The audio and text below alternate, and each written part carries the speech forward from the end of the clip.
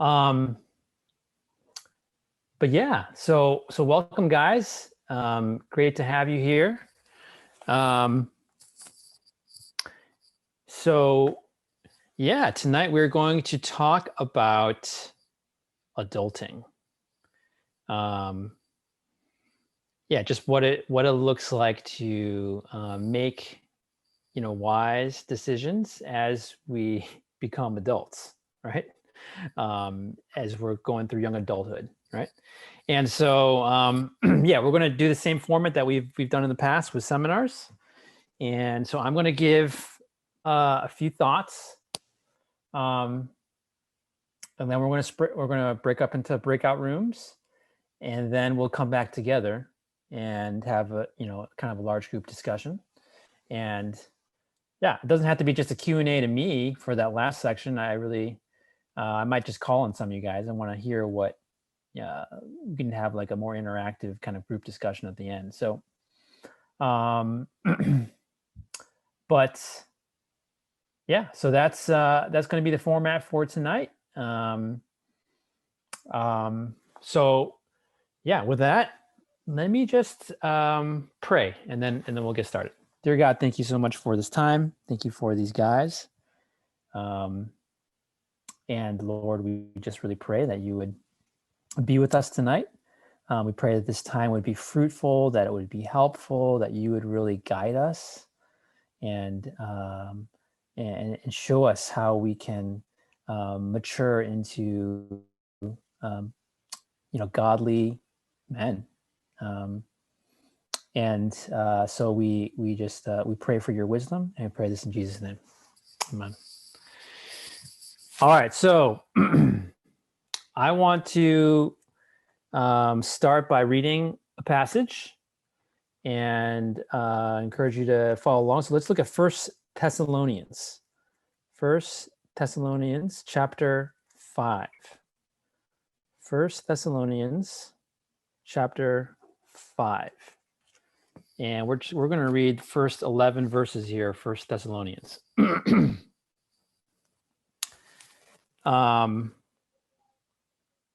So I'm just going to go ahead and read that. It says, "Now concerning the times and the seasons, brothers, you have no need to have anything written to you. For you yourselves are fully aware that the day of the Lord will come like a thief in the night. When people are saying there is peace and security, then sudden destruction will come upon them as labor pains come upon a pregnant woman, and they will not escape. But you are not in darkness, brothers, for that day to surprise you like a thief. For you are all children of light, children of the day. We are not of the night or of the darkness. So then let us not sleep as others do, but let us keep awake and be sober. For those who sleep, sleep at night, and those who get drunk are drunk at night. But since we belong to the day, let us be sober, having put on the breastplate of faith and love, and for a helmet, the hope of salvation.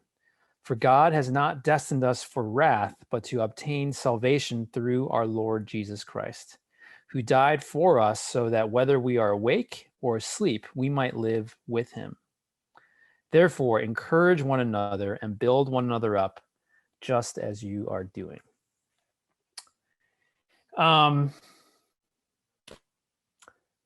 So I just want the kind of a summary theme for tonight.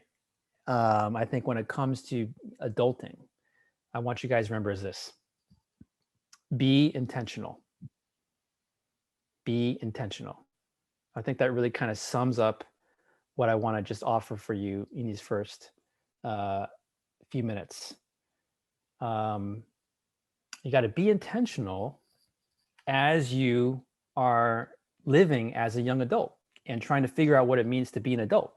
Now, this passage here, First Thessalonians, I mean, this is, you probably notice that he's talking, this Apostle Paul is talking about when Jesus is going to come back, like the day of the Lord, when Jesus comes back, right? And he's saying, yeah, he's going to come back, right? And how should you live in light of the fact that Jesus is going to come back? He says, you are children of light, We are not of the night or of the darkness, so let us not sleep as others do, but let us keep awake and be sober. Be sober. Keep awake. And you'll notice that this is a big theme in the Bible, especially when it talks about Jesus coming back. So Jesus himself says very similar words when he's talking about his return. He's like, yeah, so in light of the fact that I am going to return, I'm going to judge all people. How should you live? You should keep awake. You should be sober minded, sober and awake. That's how we should live. Okay. And yeah, when it comes to growing up and figuring out what it means to be an adult, I think we need to really heed this command, right? We need to be sober and awake and intentional about how we do it. And I think, I think in our culture, I think in our day and age, I think there's might be like two pitfalls when it comes to adulting, right? I think one pitfall, I mean, this is especially for guys. I mean, it probably applies to girls too, but I think the two pitfalls for us is either on one hand, we're not intentional at all, or we just kind of coast, right? We just kind of we don't really have a plan for anything. We just kind of like, we're just coasting. We're kind of lazy about our lives. Like really, we don't have, we're not very disciplined. We just kind of do whatever feels okay and whatever feels good. And we're just kind of coasting along life. We're just kind of doing whatever just comes up, right? There's no intentionality. On the other hand, I think the other pitfall on the opposite direction is that we're chasing worldly ambition. So there are a lot of young adults who are not coasting and they're not lazy. They're very hardworking and disciplined, and they got a plan and they're working really, really hard, but they're working for worldly ambition, right? And what the Bible calls us to do is neither of those things. The Bible calls us to be intentional, to be sober-minded, to be awake, but not to be sober-minded in order to, gain for our own selfish desires, to gain success and fame and fortune in the eyes of the world, and to just rely on our own strength and power to, get where we want to be. No, that's not what it means to be sober-minded. Meaning to be sober-minded and awake means, as it says here, to put on the breastplate of faith and love, and a helmet, and for a helmet, the hope of salvation. Therefore, encourage one another and build one another up just as you are doing. So being sober-minded is not chasing worldly ambition, right? It is, it's being intentional about following Christ in all of our lives. It's about taking responsibility. And I think that's what leadership is. And I do think God has a unique call on men to be leaders. And I think that's a unique thing about God's calling on men. And what does leadership look like in the Bible? It looks different than what the world says a leader is. Someone who just beats his chest and says, "Follow me, I'm so strong." No, I mean, leadership is taking responsibility, relying on God's power rather than our own, and being courageous, not to satisfy our own selfish desires, but to serve others like Jesus did, right? Not to impress people, but to serve others and sacrifice our own needs for those around us. And that's what it means to be intentional, right? So let me just run through real quick. What does that look like in different areas of your life when it comes to adulting? Okay, I think there are probably at least two different areas as you're growing up and trying to become adult that you have to, you're trying to figure it out. And I think those two areas are your work and your career, and also your relationships, whether that be romantic relationships or relationship with your friends and your church community. Okay, so let's just look at those two things. There's lots of other things we can talk about. Let me just focus on those two things. What does it mean to be intentional when it comes to your work, right? And what does it mean as a young adult to really be intentional about your work? Let me run through real quick. What is the purpose of work? Right? Because if you don't know what the purpose of work is according to God, then of course you're going to be confused, right? But the Bible gives us very clear guidance about what the purpose of work is, right? If you look at first couple of chapters of Genesis, when God creates the world,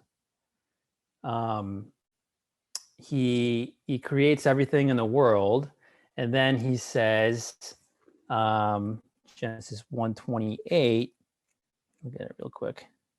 I want to misquote it. He says, this is the creation mandates to Adam and Eve. And he says, be fruitful and multiply and fill the earth and subdue it and have dominion over the fish of the sea and over the birds of the heavens and over every living thing that moves on the earth. So he says, have dominion over all these things I've created. So dominion is kind of this like kingly language, basically saying like, God is the king, I've created all things, and now I'm putting you in charge. I am putting you in charge as representing me.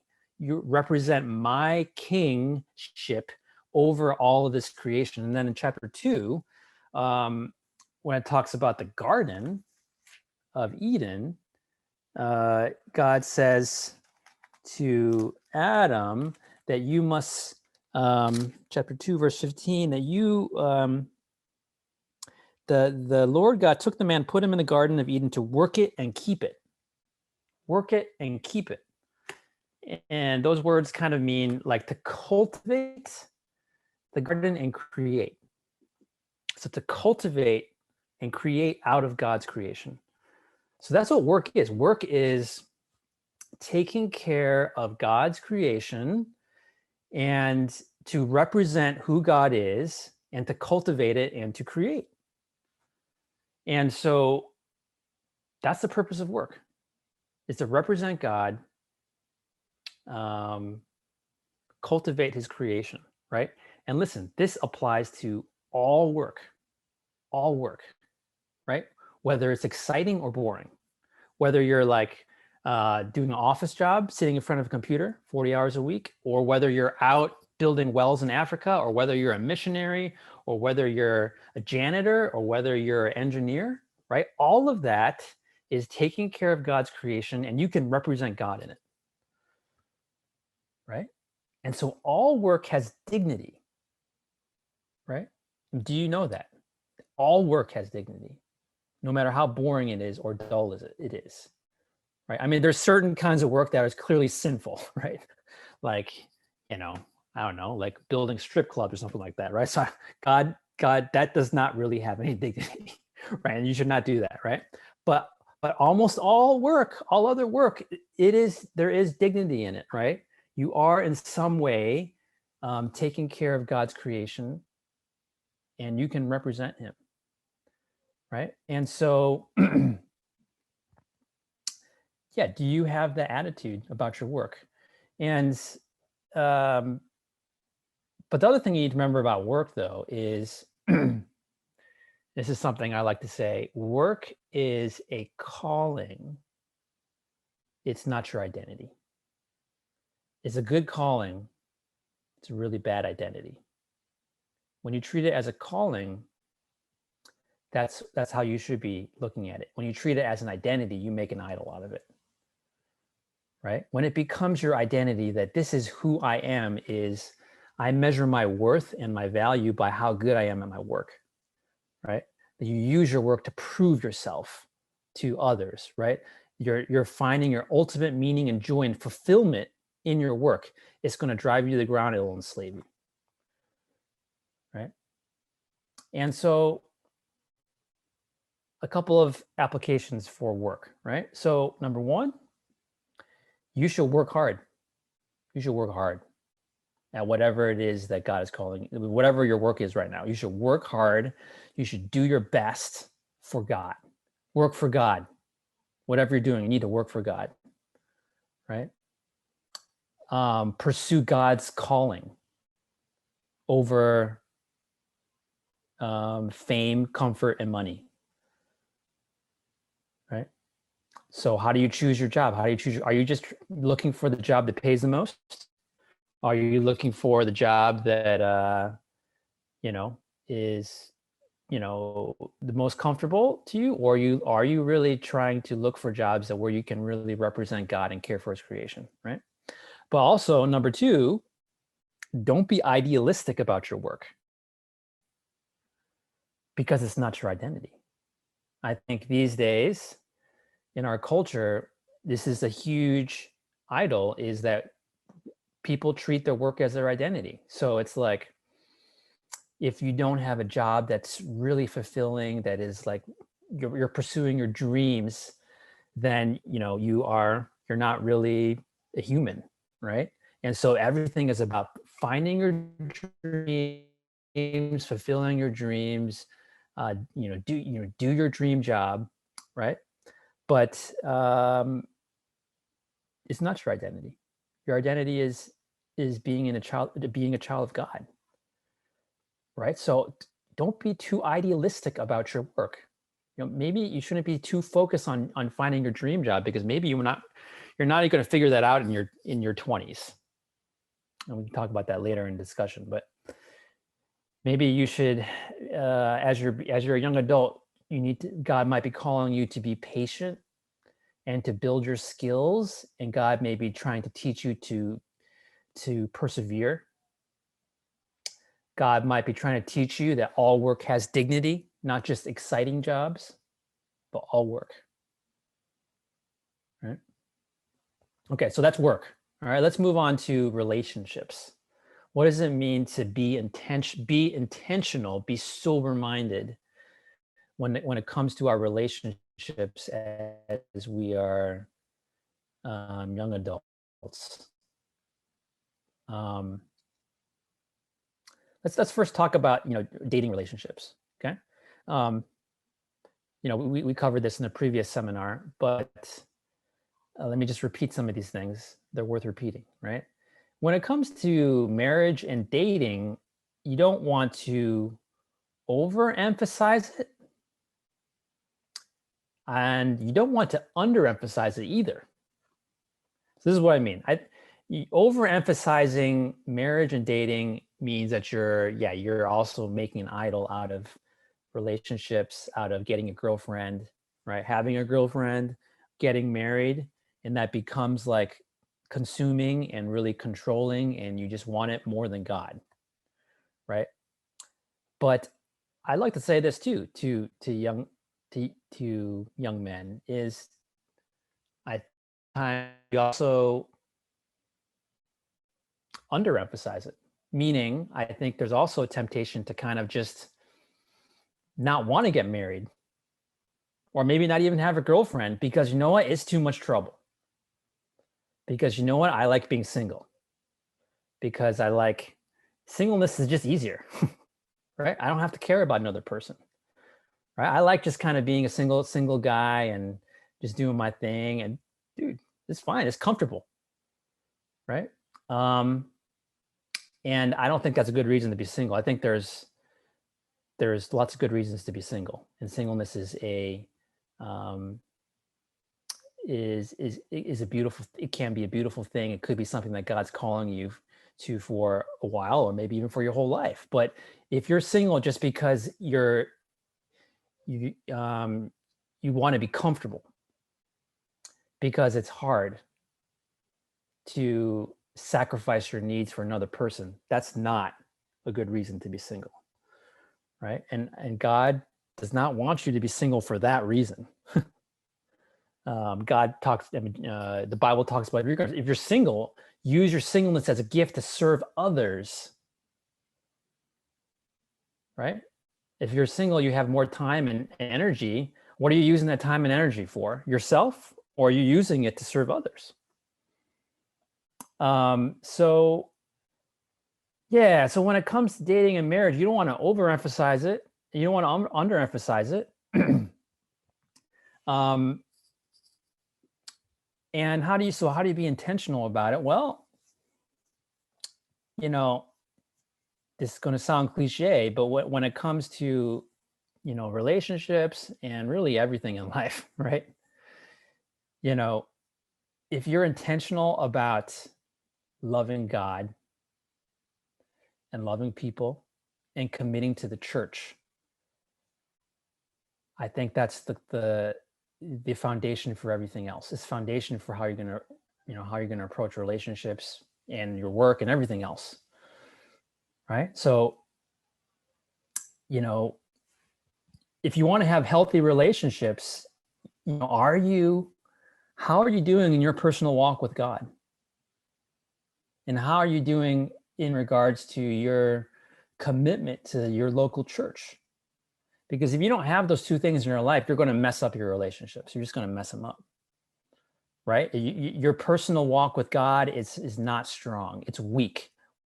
Well, guess what? You're going to get into a bad relationship. You're going to get into dating relationships that are not healthy, that are not built on the right foundation. You'll be in those relationships. You're trying to, you're going to be a little needy, right? Or you're in it for the wrong reason. You're trying to get love from a woman that you should be getting from God, right? You're going to attract the wrong type of person if you don't have a strong walk with God, right? Because if you don't have a strong walk with God and you start dating someone, I mean, it's going to be easier to date someone who also doesn't have a strong walk with God, and in the end, it's not going to be a good relationship, right? And if you're not committed to the church, right, the chances are much higher you're going to make a really bad decisions when it comes to relationships, because you don't have people in your life speaking into your life, people who are godlier and wiser than you. And so, yeah, when it comes to relationships, how are you doing in your personal walk with God? How are you doing? How are you investing in your church community? And let me say this last thing. I think I also said this in the relationship one too. Like for young men who are single, and not all of you are single here, I know that, right? But yeah, like I said, there's nothing wrong with, we should never downgrade and talk down to people who are single. Like you're not like a fool person if you're single. That's not biblical, right? But at the same time, I do think that you should be open to a relationship, and and if there's a godly girl that God puts in your life, I say, man, have the courage to ask her out. Have the courage to ask her out. And that's what it means to adult. Right? If there's a girl that, that is godly, that, is in your life, right? Have the courage to take the initiative and ask her out on a stinking date. That takes courage. It takes risk.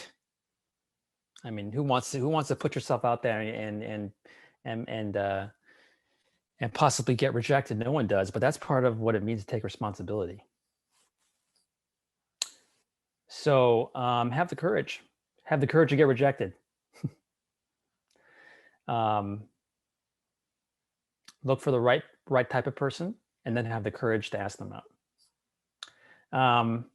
Let me talk about relationships with your church and with and other kinds of relationships as well. So I think the transition from college to post-college can be pretty difficult, right? And one of the reasons it's difficult is that in college, you were so used to this environment for a lot, for a lot of us, you guys are living on campus or something like that, and you're like surrounded by your community all the time, right? I mean, and some of you are commuting to school and it's a little bit different, but so it might not be like that for all of us. But I think in college there's this unique stage of your life where you are more surrounded by people your age, right? And hopefully and you have like a Christian community in college. And so in college you're just used to like being around other people, friends all the time, having this kind of accountability and Christian community just like all the time. And then, when you graduate from college, you don't have that anymore. And it's quite jarring, right? Because guess what? College life is not real life. in that way. I don't want to, I'm not saying that it's not, important and good, right? But that kind of community where you're kind of like in this bubble where you just have all these people your age around you constantly, that's not going to happen again. And you shouldn't expect it to happen, right? And so look, finding community, Christian community, especially after your college, is going to take work. In college, it doesn't take as much work because it's like they're just there, right? You don't have to really be once again, be intentional. You don't have to be as intentional. But after college, you have to be intentional to put people in your life around you. And so if you're like, if you after college, you're like, oh man, like community, sucks, man. Like I don't have people around me. Well, let me ask you, like how intentional have you been in seeking that out? Because it ain't going to happen just like people aren't just going to show up at your door, maybe like how it was in college for you. So you have to really seek out community, seek people out, and commit yourself to it, even though it is going to be harder. There's going to be, everyone's not going to be within 4 years of your age, right? You're going to have to open yourself up to people of different ages, open yourself up to people who are a little bit different than you, right? And don't run away from that. Don't run away from messy community, right? Be intentional about seeking it out, even though it's hard and uncomfortable. And one thing God might be teaching you as you're trying to adult and figure that out is, maybe your relationship with God was more built on and reliant on these people you had around you in college all the time. And it wasn't, once you remove those people, there wasn't your personal relationship with God. It was not as strong as you thought it was. So God might be teaching you, like, dude, man, you got to figure some stuff out with God right now, right? Because maybe your faith, you thought it was so good, but it was just reliant on all these other people who are like constantly surrounding you. Like maybe you need to work on really, who is God? Do you know him? Right? And will you take that effort to really be intentional and seek out messy community, commit to it in the local church?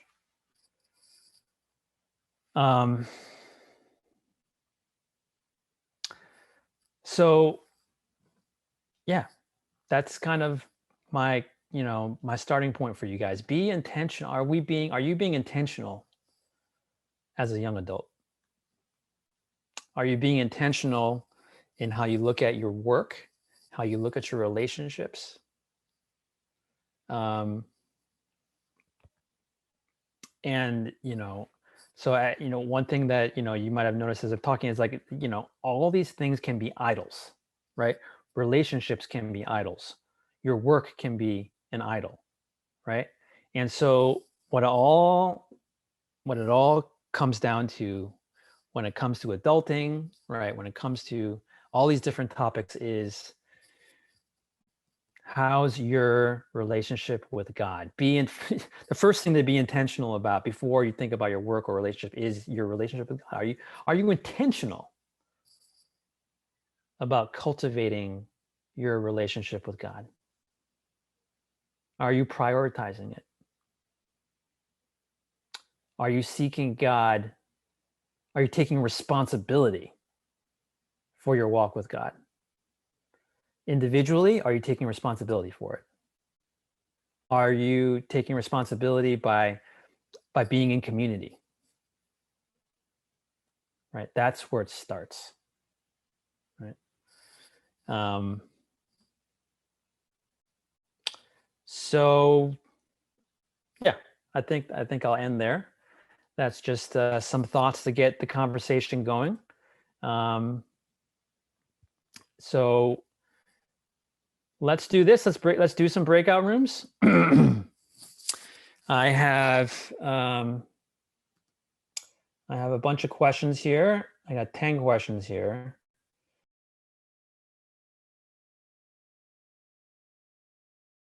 All right. So let's direct this conversation a little bit here. So yeah, we can talk about whatever, but let's talk about some of these topics. And yeah, it's great. I do want to hear from more you than just me, but I'm happy to ask any questions. But yeah, why don't we start with this? Yeah, I mean, so this is one of the questions I think. But yeah, what it has been the hardest part of the transition? I mean, there's some of you who are college students, and we're so glad you're here with us. But those of you who have graduated from college, what looking back, or even right now, what has been the hardest part about that transition from college to post college? And what did you learn from it? Or what are you learning from it?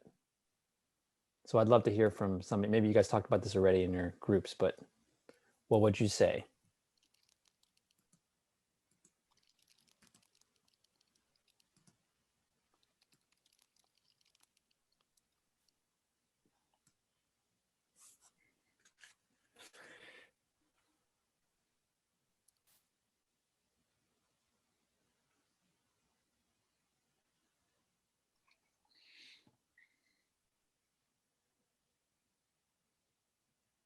All right, should I just call on somebody?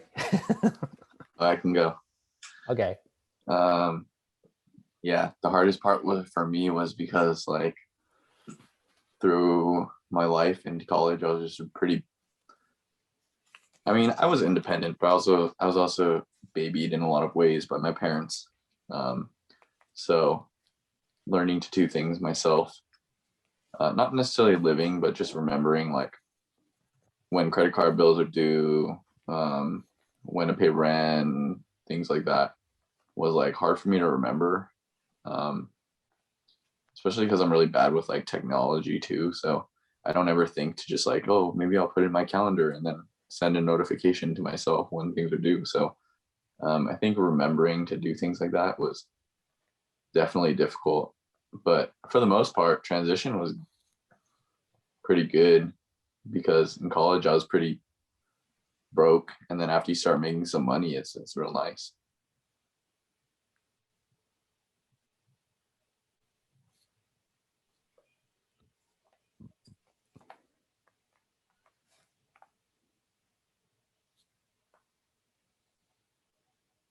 For me, um, yeah, like I think kind of adulting, kind of not adulting. I don't know. I'm like almost there, but I'm experiencing some of those already, and I think the most difficult part is like, yeah, finding that balance between work, school, and many other things I have to do in my life.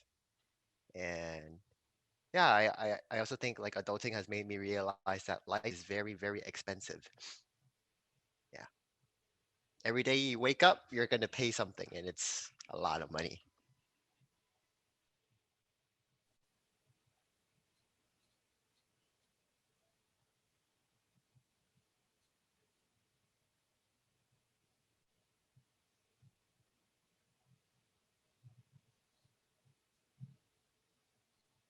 I think for me, the transition to just working full time was pretty rough. Not only navigating like all of the idealized millennial struggles of like doing what you love as your career and stuff, and the whole job search process, but then when you actually start working, it's like really, really long days, and like you've lived your whole life dreading school already and thinking school was really bad, and now work sucks even more. And then you think to yourself like, man, this is the next 30 to 40 or more years of my life. And then this whole just conundrum of like purpose and fulfillment and calling, I guess. So that's kind of a big adjustment.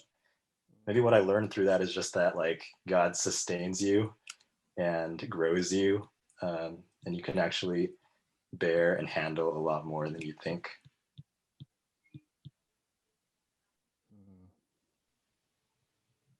Mm.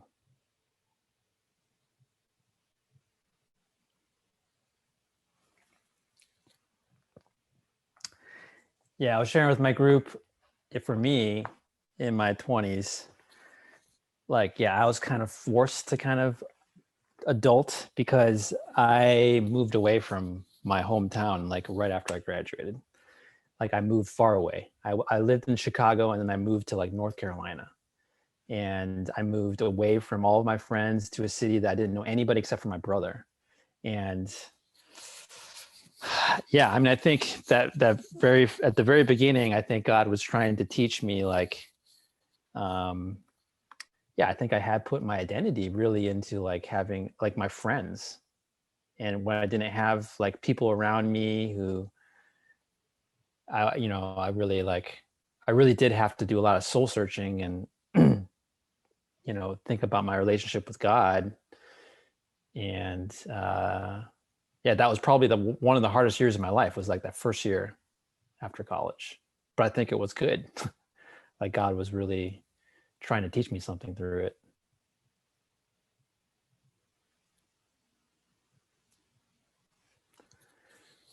Anyone else? I think one thing is like when you graduate, like beforehand, you're also in the same boat with all like your friends, and after that, everyone kind of goes and does their own thing, and it's actually really easy to like look at other people and be like, oh, what are you doing, or how is your life panning out, and how much money are you making, and how much money am I making, right? And there's like almost like it's not like a meant to be a competition, but like you want to be happy for your friends when they get like a really nice job, but internally you're also just like, oh, I'm jealous. Like or like how come I can get that, right? So there is a level of like, I feel like as you see people like move further, you're almost like comparing or envious at times. It's kind of hard.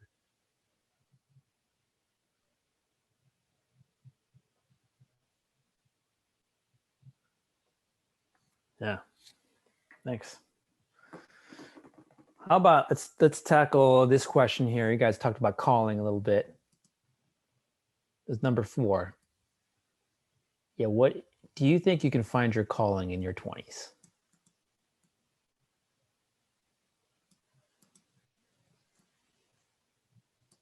And how would you go about doing that?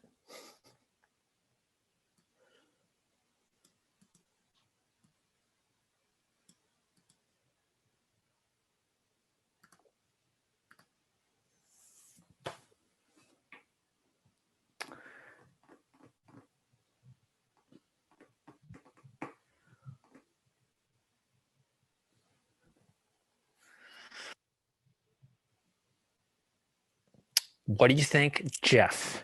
I'd love to hear from the beard. Someone who's actually not in his 20s. Yeah. I'm like, tell me. I want to know. Yeah.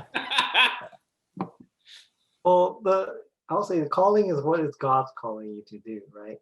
So in my 20s, or my late 20s, I did try to change careers because I thought maybe that's what God was calling me to. So some of you guys might not know, but I applied for to be part of a LAPD. So the whole process of actually, getting hired, and I went through all of that. But that didn't happen. The door closed, but that wasn't my calling apparently. And then I'm still working in the IT field. So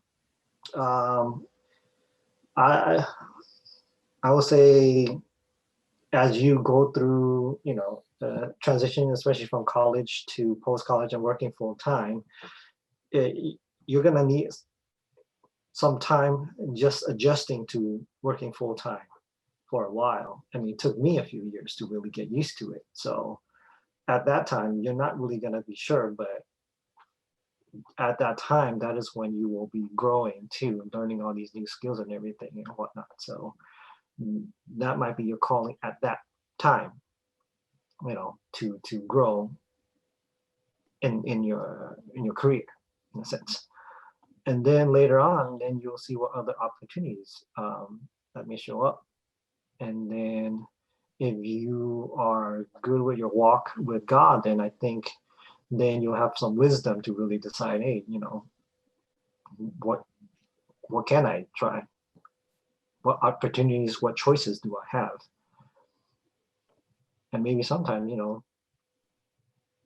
your calling may be to be in a relationship, kind of like Ben said. Like that might be what it is at certain times. So I say I don't like, because I can't really say, or I don't really feel like I'm truly called to do what I'm doing per se, or like in a sense that that's really my passion. But I think it is what God is calling me to do right now. So that is like I'm doing what I'm doing to honor Him. Hmm.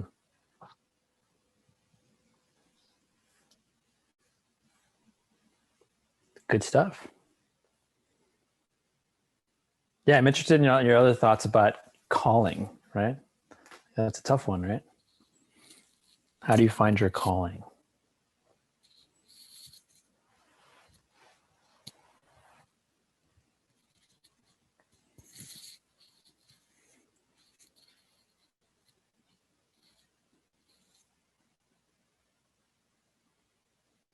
I think the way that I see it is that trying to find your calling is a little bit of an overrated concept.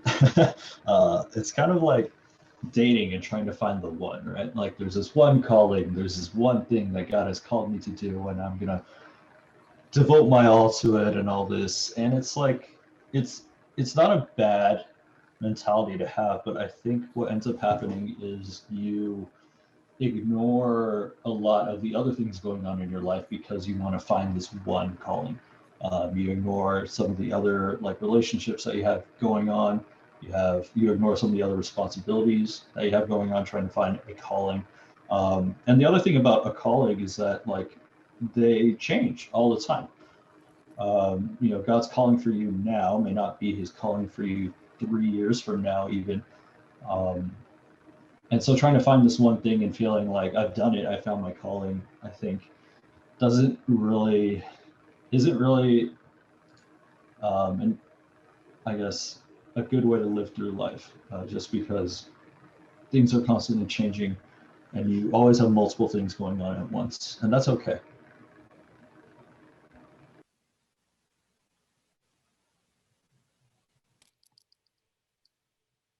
Yeah, I think I mean I agree with that, and I feel like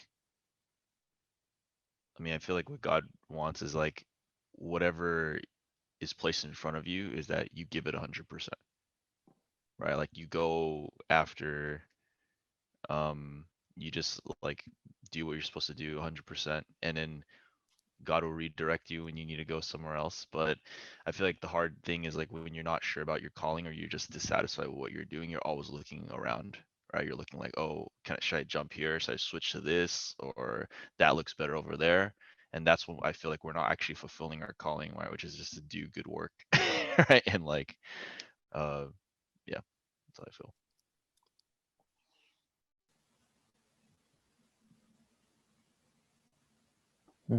Yeah, I feel similarly. I think I almost like thought this was a trick question when it was asked, because the way that it's phrased is like, what is your calling? And that is kind of like identity speech and language, or how a lot of times we interpret it is like this subjective, idealistic, like what appeals to me the most and what am I going to be the most fulfilled in doing.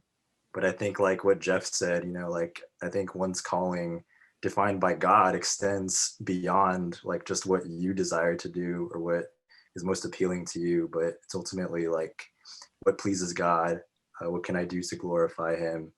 And I think if you view it like that, kind of like what Albert said about dating, it's like it's not just like there's one thing that you have to aspire to, and that if you don't find it or like you somehow lose sight of it, then you're screwed. But I think there's a whole bunch of good options that can be presented before you, and God's calling on your life is not to like dilly dally about which one is the one, but more so to, yeah, like what Eric said, like with whatever you find yourself doing, like do it with all your might, right, and give God 100%. And if you approach that, I think with that correct priority, then I think this whole searching for your life's calling becomes a lot less stressful as well, and there's a lot less pressure to meet up to those demands and expectations of the world.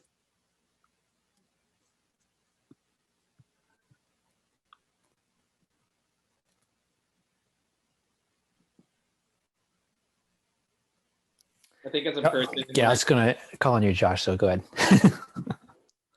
I think as a person who had to suffer through 4 years of graduate school, I had to get this concept down very early that there's this delayed gratification in this ultimate supposed career that I'm supposed to be doing as a doctor or whatever, and trying to find fulfillment in that. But being frustrated in medical school and almost failing tests and having to think about what happens if I fail, I had to determine my calling was not, my calling could not be that, might not be that, but my identity in Christ doesn't change either way. And so this had to be maintained like even after med school was done and then after residency was done. And then I got like a real job for a year and I didn't like that. And so there was just a lot of what is ultimately fulfilling me at the end of the day, because if I look to my career, it is not going to be that, because it cannot be my God. I mean, Josh, do you feel like being a doctor is your calling? That God has called you to be a doctor? No, absolutely not.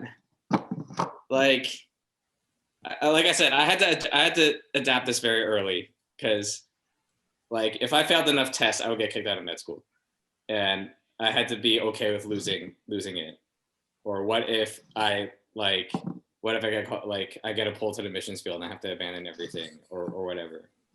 Like I don't feel like my calling is to like do this job, because it is not my identity. It is a significant part of my identity. It is what I spend the majority of my day doing. But I think if I determine my happiness and success on how work went and how many patients I saved or how many I didn't, I would like not be able to function at all, especially with COVID, where the success rate wasn't that good in the hospital. So if my success rate and happiness was determined by work, I that would not be a life worth living in my eyes. But I am also biased because Jesus is more important than anything, and then I have a hope that is beyond this world. So I don't know. To answer Daniel's question, I don't know. You should decide that for yourself. You're kind of too far in. Yeah, it's an interesting discussion. Yeah, I appreciate this. I mean, I do think there is a distinction. I think there's a way that you can use the word calling in a way that is positive, that it's not your identity, but it is like, so yeah, I asked you that question, Josh, because I think it's quite possible that you could sense that God has called me to be a doctor for my life. Maybe I become a doctor on the mission field, but I sense that, God has called me with my particular life experiences and my education that he wants me to use my life to be a doctor.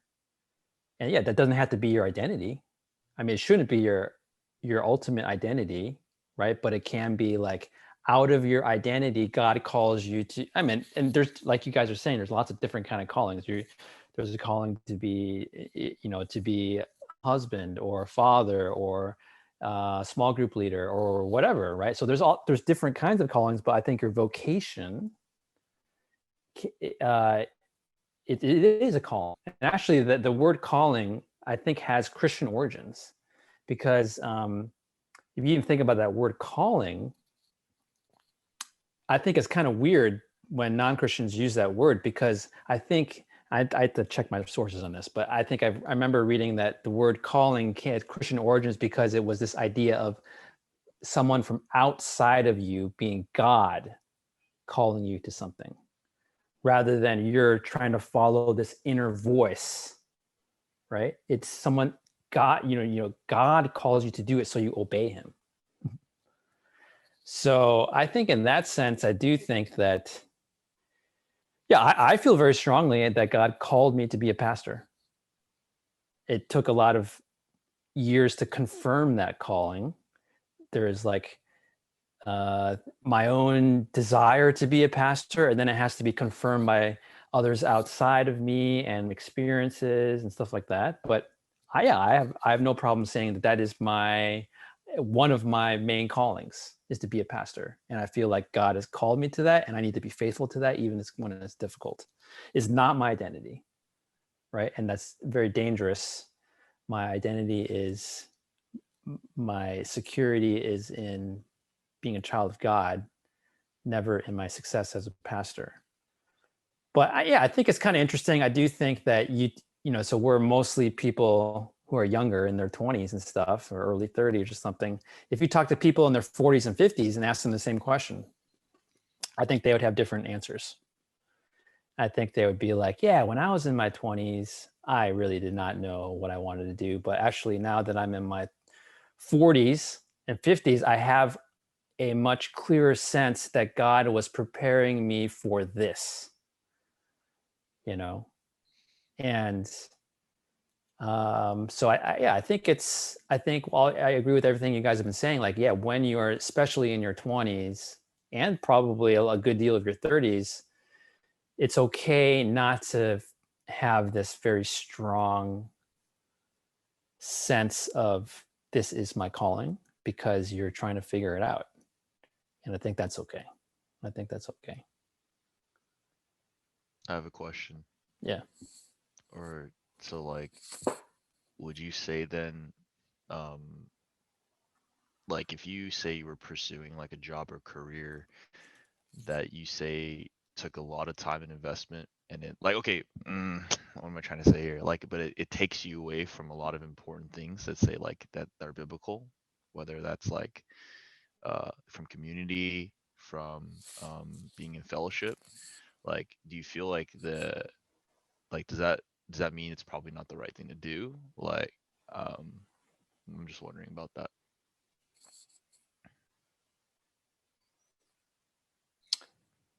Yeah, so I would say, great question. Yeah, I would say,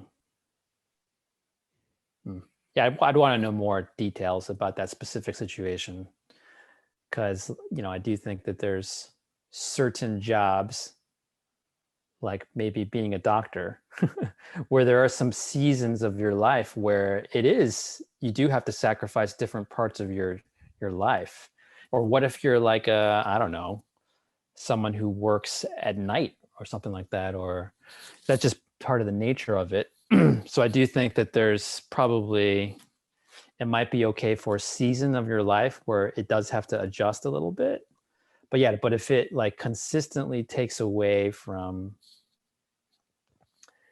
yeah, things like being involved in your church and having community, and definitely if it's taking away from like your responsibilities to your family, then yeah, I think even non-Christians would say that's not good. Right? Because yeah, I mean, family should be more important than your work. So, I mean, yeah, I think that's a pretty big factor when you're evaluating your job. You know, is this going to, can I still be involved at church? Can I still invest in important relationships? And maybe you might have to find, I do think there are creative ways you can do that sometimes. Yeah, good question. Any other thoughts on that question? I think like you could also consider or evaluate like what are the priorities of my heart in this decision making process, right? Like, is it I want to make certain sacrifices now so that I can effectively use this as an opportunity to serve God in the future and to love others, or is it like I want to make a lot of money and like have really nice things, so I'm going to invest a lot in this and devote all my time and resources towards it. And I think that's like that also comes down to decision making and wisdom. But I also have like an extreme of that example, because when I was a hospitalist for a year, I had 7 days on, 7 days off, and I could literally only go to church every other week. And I determined very early this is not sustainable for my spiritual life. To just not to have a actual Sabbath like every other week, like to be physically in church and to worship together with a body of believers. That God has designed that for a purpose, I believe. And for me personally, I could not tolerate that at all.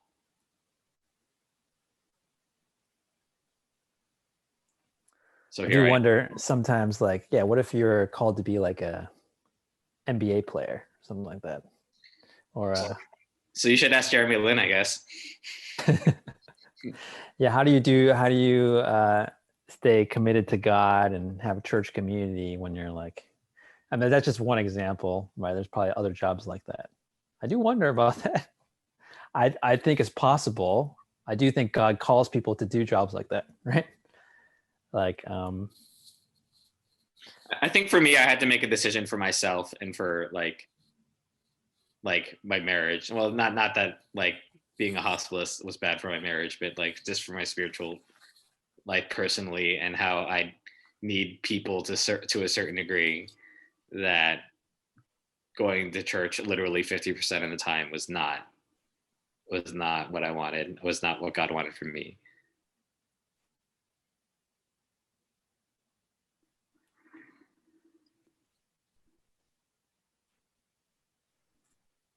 Like being able to go to Big Bear in the middle of the week just because I could, because I wasn't working, like that wasn't worth it.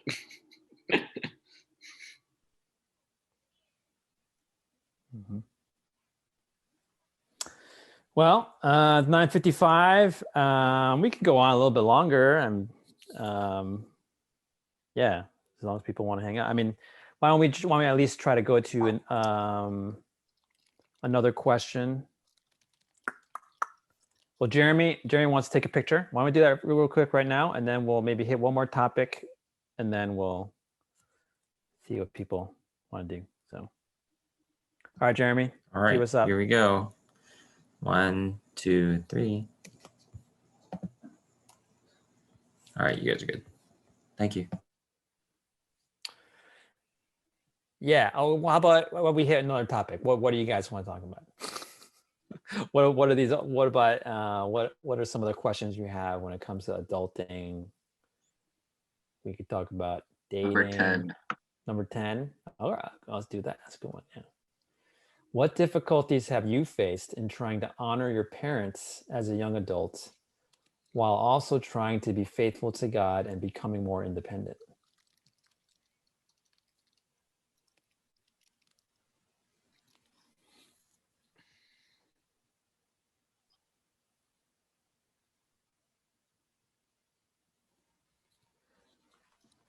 Yeah, so I'd love to hear from some of you. What are difficulties you're just facing right now and you haven't figured it out? Or maybe some of you are like, yeah, these were some difficulties and God taught me a bunch of things through it.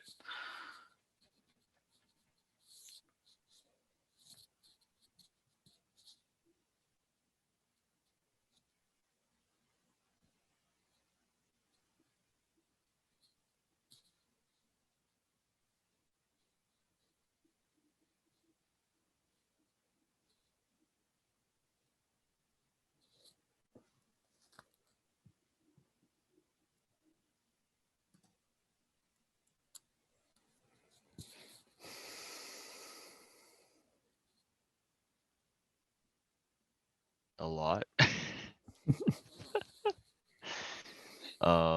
I think a primary one that comes up a lot, definitely early on and even still now, is like money related, right? Like finances.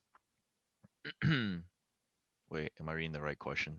Sorry, I don't want to say like the wrong answer. Yeah. Honor your parents as a young adult. Yeah. Uh, I think, you get the, if you are Asian here, you get the Asian spiel about like the sacrifices your parents made for you, right? And like how like money is, like there's a lot of sacrifices in money, and you got to be wise, you got to be comfortable, you got to do this, etc. And then, when you talk about like trying to be generous, you talk about tithing, right? And all those kind of things. Yeah, especially if you're living at home. When I was living at home and it was like you're tithing, I was like, oh yeah, this is gonna be hard, hard discussion. Um, but um, yeah, I don't really know if there's a follow-up question to it. It's just what difficulties have you faced in trying to honor your parents? Yeah, ultimately, I feel like I've had to just make decisions that have caused friction, and I've had to be okay with that, rather than try to like smooth it over or like compromise. You know what I mean? A lot of times it's like I feel like the way is like we're like, oh, let's compromise. You know what I mean? Like we'll do half for God, half for my parents. You know what I mean? And then they'll at least get by. The hard thing is to say like, how do I try not to compromise but still like maintain like, I don't know. But it does lead to arguments and conflict with family at times, and that's kind of hard.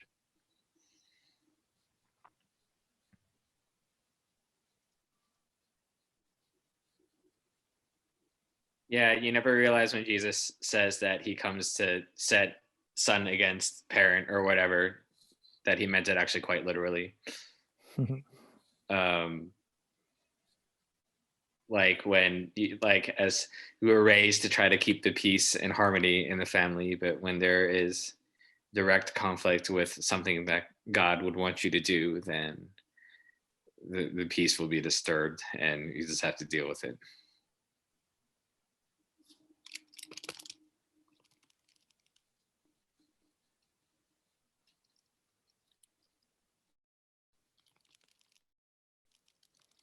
Mm.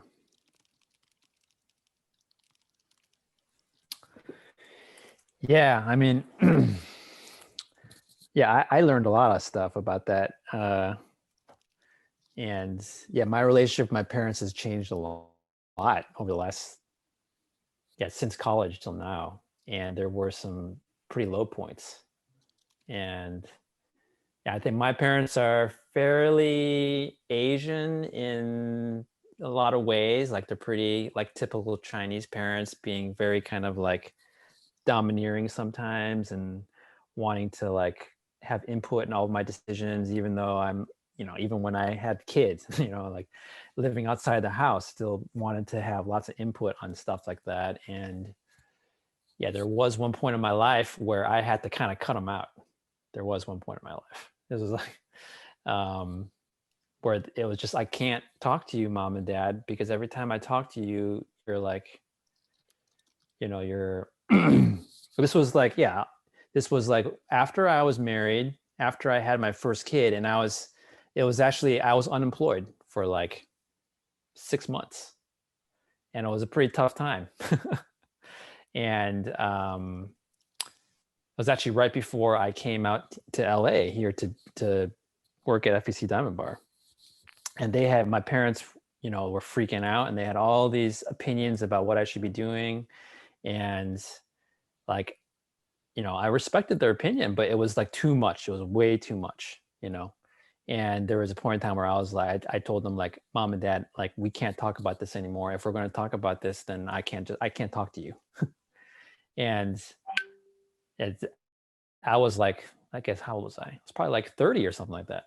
And they like, it took that like I don't think that they were like, oh, he's right, we're wrong. But they're like, if we want to continue to have a relationship with Ben, we have to change the way that we act around him. And so I think at the beginning they're like, okay, let's just appease this sensitive boy, like, we won't, fine, okay, like, we won't do that, But I think they learned over time that their role had to change a little bit. And then now that I look back at it, like, yeah, my parents aren't like that at all, really.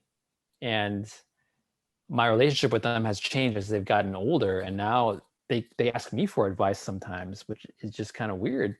But like, yeah, so I guess I'm just trying to say that it changes over time. And there are moments where you're going to have to take a stand a little bit, especially I do feel for Asian Americans. Like, yeah, because of the culture, like, we're probably going to have to, as Christians, kind of err on the side of sometimes having to take a stand, sometimes. But you can do that poorly. So I'm definitely not saying that you should disown your parents. But yeah, but ultimately the goal is not to break off the relationship with your parents. The goal is to have a healthy relationship with your parents. And hopefully that's something that you can do.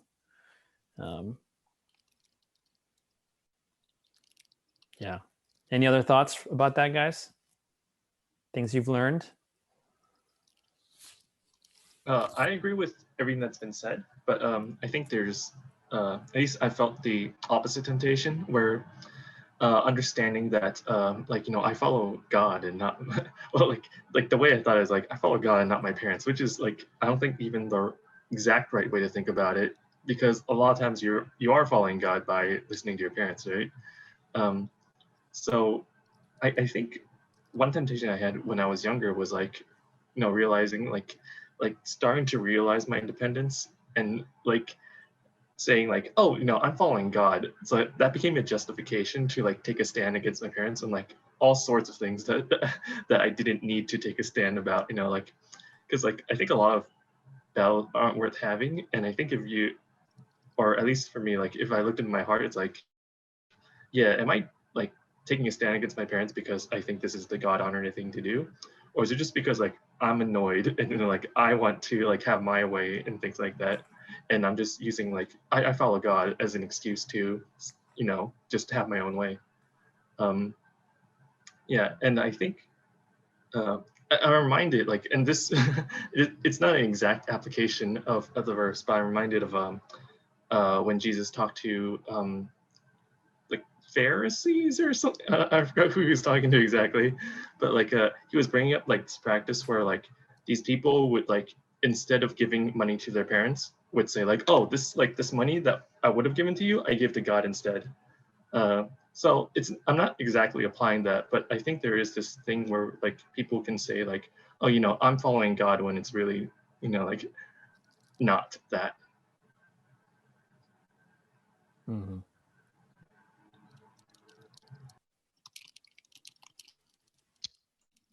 Yeah, I feel like over the years, like my relationship with my parents have improved really like a lot over the past couple of years.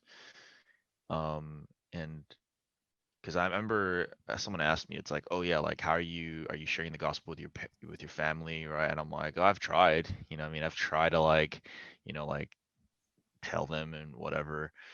But like what I realized is like the best way for me to actually to like share the gospel with them is to like be a good witness to them, right? And how I live and like what I do and like uh and I think it's like when I stopped trying to have to like do things to try to prove to them that I've changed. You know what I mean? Like I'm talking about, like you kind of start doing like, let me show you how I've done these things that you were wrong about, or like, oh, I found a job, or I made this money, I'm able to take care of a household, I don't need your help anymore, right?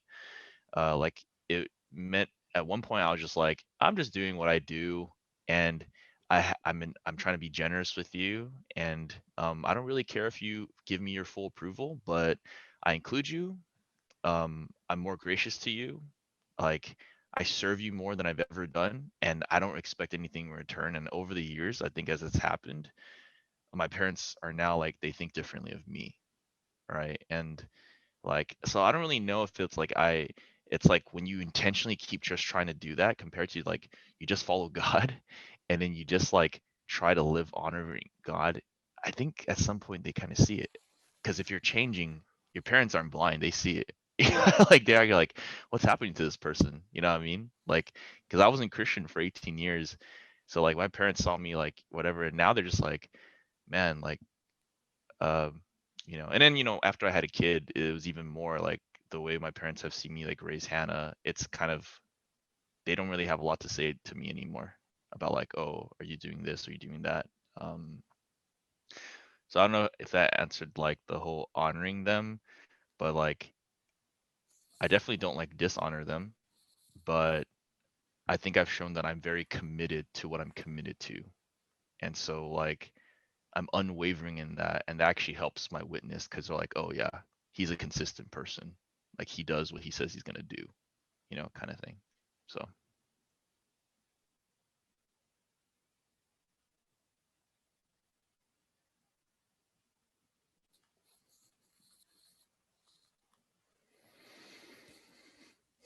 All right. Well, it's 10:08. We can keep talking. I don't mind it. But if you need to go, that's totally cool too. So do you guys want to keep talking? Or are you guys like, I'm just being polite, I really With want to whatever. go? What's that, Jumbo? I'm good with whatever. All right, well, why don't we keep talking? We'll definitely cut it off at 10:30. How about that? But please, like, if you need to go, just go. You just say bye in the chat, and don't worry about it.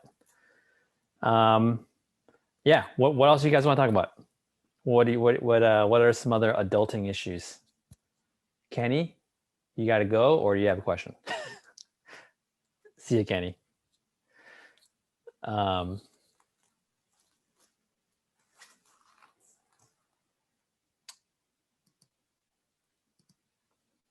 See you, Daniel.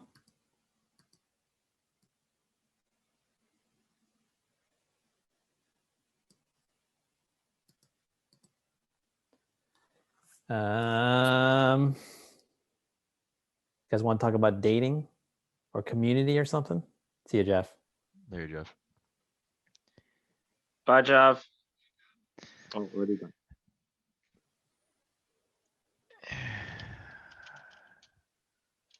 We can talk about anything you like, Ben. Tell What us do you want to one. know about us? Greg, start the convo. What do you want to talk about? Ask a question. I don't have the questions opened. Any question, Greg, not even one of those. Yeah, any question you want answered, Greg. Any question I want answered.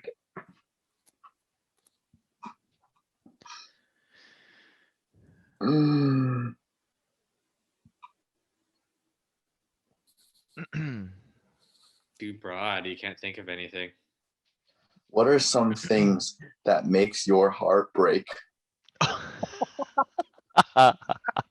When people say the world is flat. Well, what happens when they try to give you really good, convincing evidence that the world is flat? Like, how do you respond to that? I just pretty much I pretty much ignore them because I can't change their mind, and I just get really annoyed and stop talking to them. That was a quick tangent away from Greg's question. Greg, so your question is what breaks your heart? It's kind of in general. What are some things that make your heart break?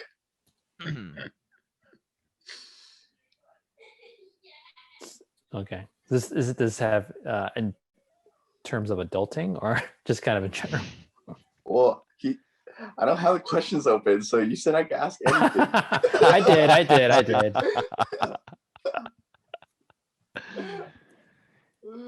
Okay, I What? should try to think of a different one.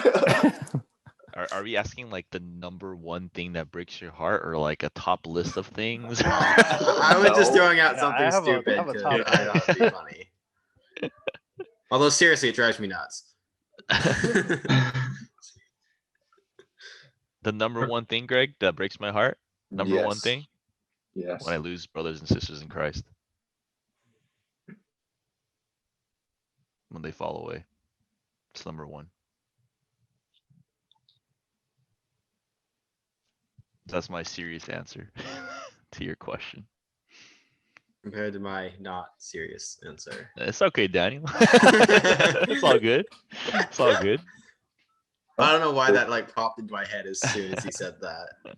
Probably because you encountered someone like that recently, maybe. Like I still remember having a conversation with someone like that. It irked me so badly. It's like, how? You guys ever like scroll through like Facebook or other social media and like you see an argument happening and then like you're tempted to go like, all right, I'm gonna look just so I can get mad at like I like you're kind of secretly hoping that someone says something really dumb just so you can get mad at them. You're baiting yourself to get mad. Yeah. Which is an example of something you're not supposed to do. I'm just saying I do that sometimes. That's how I feel when I peruse the politics and the conservative subreddits. What? So you're Ooh. already like setting yourself up for failure by I even know. clicking on that Just even page. looking at What do those. you expect them to accomplish? That there's going to be good things to be said and productive things. Yeah, don't do it. Don't do it. It's not worth it. But to answer Jason's question, yes, like I'm not above the smugness of like clicking on someone's ridiculous comment to see if someone takes them down in a funny way.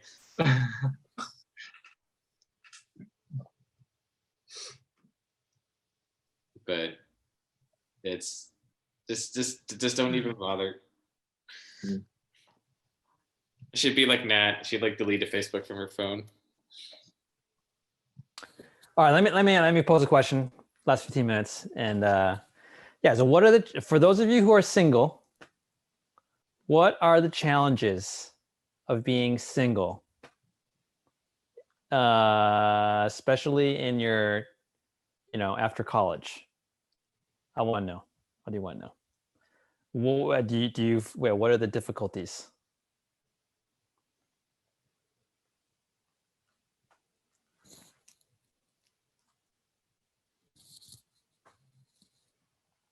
I think for me it's loneliness. But like I also know that, or like people have told me a lot that like, even like when you're dating or even if you're married, like you're still gonna struggle with loneliness as well. So I think right now like I'm still just wrestling with or figuring out how does God satisfy that satisfy that like what's the word?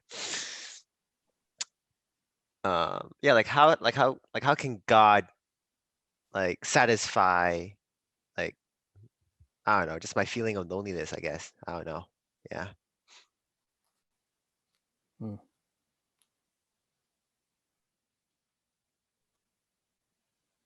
Like a question for us to answer is that Yeah, let's hang on to that. What about some other single people? What are some difficulties for you? It's a great question, Ian. And then we'll discuss it. I'd like to hear from maybe one more person.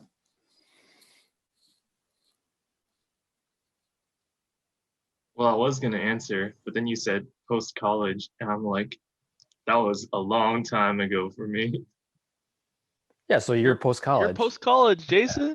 I've been in post-college, like I don't know, like I don't remember what it was like before college and after college. It's all the same to me now. But for real though, I was like thinking about your question from a college to post-college transition like thing, and I think like for that, going from college to after college, there was difficulty in like thinking like, oh, am I gonna find anyone? Like, am I even in a position where I can meet people, stuff like that? And also, it's weird because when I was younger, I felt more of the pressure to be in a relationship. I think it's because I hung out with older people who were also scared that they weren't going to find someone. But now that I'm older, I'm actually like less worried about that.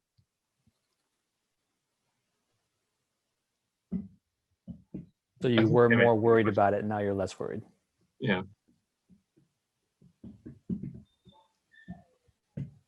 Am I still single, Ben? Yeah, you don't count. You don't count. Why, Greg? Do you like someone? No, No, he doesn't. I was gonna say the toughest But you can part share if you about. want. I was just gonna say the toughest part about being single is dating, because dating's so difficult. That's a good point to bring up. The grass isn't always greener on the other side, right? Yeah, it's a lot of work.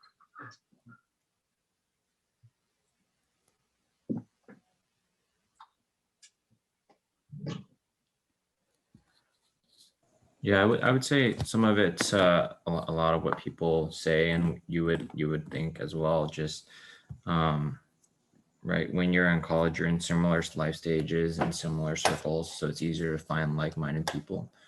But you also have different aspirations. When you're in college, everybody's goal is to finish college, right? When you're outside of college, then you have some people want to go into do more schooling. Some people want to start a family immediately. Some people want to get a job. Some people want to push to be the top of the world and make 6 figures immediately. So the difficulty is just, there's so many more people that is out there, and just kind of discerning who would be in a similar life stage, aiming for something like you, and also just finding somebody who is compatible, right? There's a lot of people who you can look at a picture and say, hey, they're attractive enough, but there's just so much more to that, right? Like you can go down a checklist, and also there's time. So yeah, I think that's some of the difficulties. I will say, and this is probably more unique to me, but because I went to college when I was younger than people usually do, like I was at the same life stage as a lot of my classmates, but they were all like 4 years older than me. And so it was really odd for me being in that crowd and knowing that anyone I meet is probably not a likely candidate just because that gap is there. That was kind of a complex I had in my mind, and to some extent it's still there. Wait, Daniel, just wondering, how old are you now? I'm 18 right now. Okay, and you've been in college for how long? 3-4 years. Okay. Yeah, there's like a special program for that, right? Because I think I know someone No, else. I was in college at 16. 15-ish. Wow. Yeah, that sounds hard. That's I can crazy. see how that age gap thing makes it difficult for sure. Yeah.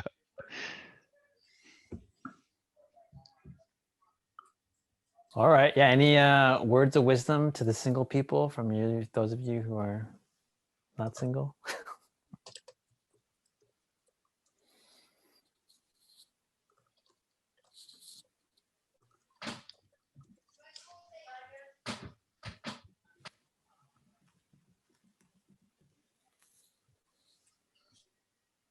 Phil, you got any words of wisdom for us?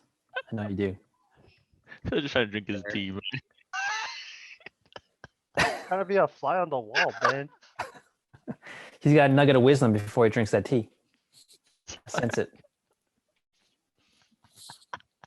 He needs to prepare his notes first. I was like, I have no mic. I can't talk. This Did you hear what sitting I next said, to Phil? you, is that why? You can't hear. Oh yeah, we can't hear you. I feel I just asked you, do you have any words of wisdom Oh, for the single clever. people? His mic doesn't work. His No mic words doesn't of work. wisdom. All right. The headphones aren't plugged in. Get Kev's son in here. Get him in here. What does he think? Yeah, we see him Oh, walking he's in the front leaving. door. Where's he leaving to? Yeah, hey, we have two of his housemates here, huh? What is Kevin's son doing? We were asking Phil earlier. As the only person I think who knew both Phil and Carolyn before they started dating, I feel like I could speak for Phil. Okay. All right. Tell us what Phil would say.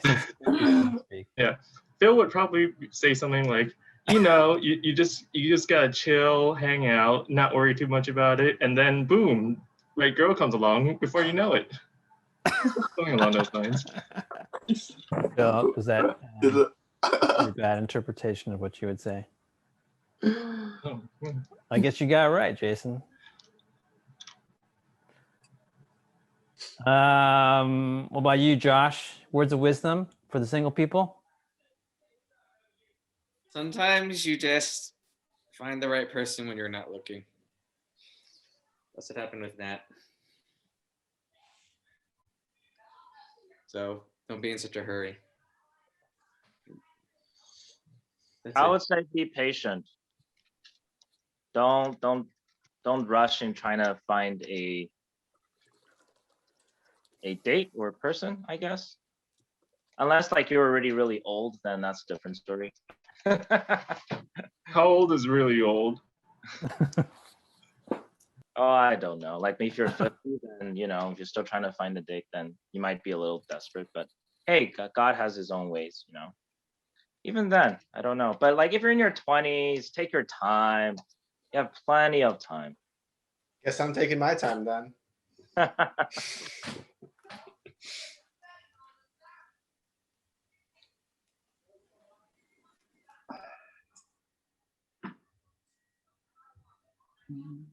Yeah, I mean, so like I said in the beginning portion, I think that, yeah, you don't want to over desire dating and marriage, but I did also say don't under desire it, because I do think, like I said, and I'm just repeating myself a little bit, but I do think there's sometimes where maybe you're a little bit too comfortable with your singleness. What I said was, if you're single just because it's too much work, because you just want to be selfish, because like it's, dude, I'm just fine being single. I don't have to care about anything. I can do whatever I want, like that's not a good reason to be single, right? So, but I do agree with what everyone's saying. Like, yeah, I mean, yeah, I mean, like Ian, you said, what do I do with my loneliness, right? I mean, yeah, as single people, I think the world tells us if you're single, you cannot be fulfilled. You cannot have intimacy, right? If you're not having sex, you cannot have intimacy. If you're not in a romantic relationship, you're incomplete. And the Bible says, no, the church is your family, right? And the church should be your family. And that's, like friendship is can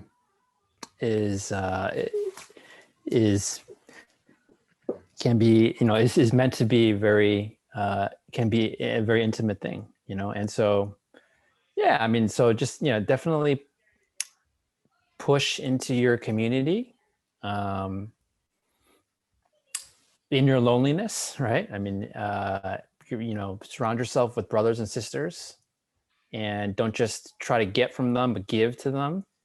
As a single person, I think that's what, like in 1 Corinthians, it calls us, like it's that, you have more bandwidth to be able to serve others, and so you should use it wisely. And, but yeah, I do think that you should keep your eyes open for a godly woman. And I do think you should be open to it, and you should be open to pursuing one. So, yeah, I don't think that, I think there's something to be said about not being too complacent about that. But not over desiring it though, not being like, if I don't find someone, then I'm a nobody, right? And I'm not, like, I don't know. Any other thoughts on that?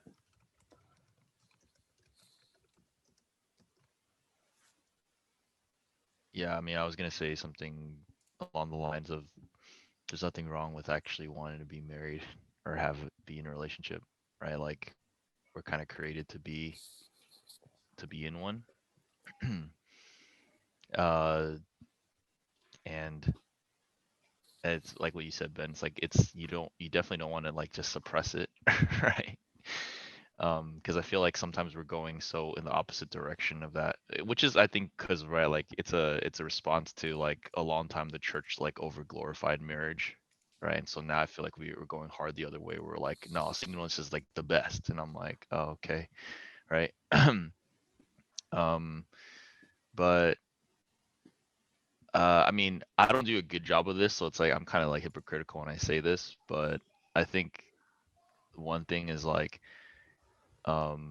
not waiting for a relationship to push you forward, like in terms of actually growing, right? Or like taking responsibility for things, or like just maturing. You know what I mean? I feel like, I mean, for me, a lot of times the way I matured was because I had to. Right? It's like, okay, you got married, Eric, you got to do this. You got a kid, Eric, you got to do this, right? But I feel like a good way of like pursuing God is like not saying I need to be in a relationship before I do A, B, C, D, right? Before I actually like take responsibility for things or become a leader, et cetera, et cetera. Yeah. Or like, I'm not trying to blast anyone here, but like move out the house. I'm not trying to blast anyone here, but that's a thing, right? So yeah. Yeah, I feel like that's a good point because I think even if you're speaking like with regards to what women are looking for, a lot of times they're looking for like, oh, have you done ABC? That's like that's the first step. If you're waiting for like that or waiting for like a relationship to push you to do those things, I feel like it's just you're gonna have a hard time. And so yeah, I think just what Ben was saying about being intentional about developing your relationship with God, developing relationships with people, like those are the things you're gonna have for the rest of your life anyways. Those are things that are gonna sustain you. And I think whether or not you have like a significant other, and so you kind of have to take the initiative to start developing those things on your own. And I think whether or not you are meant to be in a relationship afterwards, that will just come. But regardless, you have to start doing those things.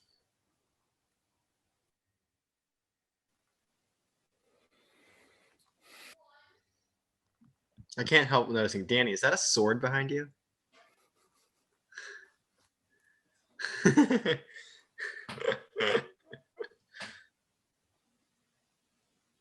Cool. That's the one. I just saw it and like, that's cool. All right, bros. Well, I think that's a good place to end with Danny's sword. Hey guys, thanks for hanging out. I enjoyed it. Yeah, thank you for sharing during this part. Yeah, I think it is better than me just talking forever. So, thank you all. And yeah, tomorrow we have online church. So I'll see you on Zoom maybe. So, hey, At take care. 11:15, I think it was. 1:15. 1:15. Cool. All right, y'all. Later. Bye. Make me leave. Night. All right, see you guys later. Bye bye. Later.